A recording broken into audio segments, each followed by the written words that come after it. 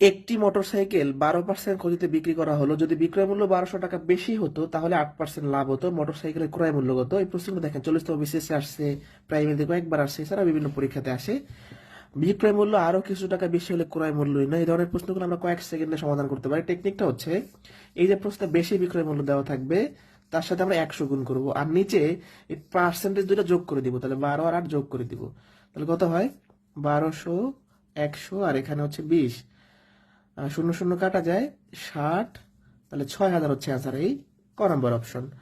প্রশ্ন দিয়ে বলা আছে, নির্দিষ্ট দামে একটি দ্রব্য বিক্রয় করাতে 20% ক্ষতি হলো।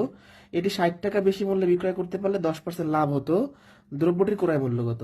তাহলে কি করবো? যে বেশি বিক্রয় মূল্য থাকবে তার সাথে 100 গুণ করব, আর নিচে যাচ্ছে এই পার্সেন্টেজ দুটো যোগ করে দিব। তাহলে 20 যোগ 10, তাহলে কত হবে? নিচে হলো 30, 2 100, 200 হচ্ছে অ্যান্সার, এই ক নম্বর অপশন। প্রশ্ন দিনে বলা আছে, একটি ছাগল 10% ক্ষতিতে বিক্রি করা হলো। বিক্রয় মূল্য 450 টাকা বেশি হলে 5% লাভ হতো। ছাগলটির ক্রয় মূল্য কত? এই প্রশ্নটির উত্তর কত হবে কমেন্ট বক্সে জানিয়ে দিন। এই বিক্রয় মূল্য আরো কিছু টাকা বেশি হলে ক্রয় মূল্য নির্ণয়, এই প্রশ্নগুলো বিশেষ পিলিতে আসে, প্রাইমারিতে আসে, নিবন্ধন পরীক্ষায় আসে, এছাড়া বিভিন্ন চাকরি পরীক্ষাতে বারবার আসে। এই শর্টকাট টেকনিকের মাধ্যমে কয়েক সেকেন্ডেই আমরা এই প্রশ্নটার উত্তর করতে পারবো। প্রশ্ন 3-এর উত্তর কত হবে?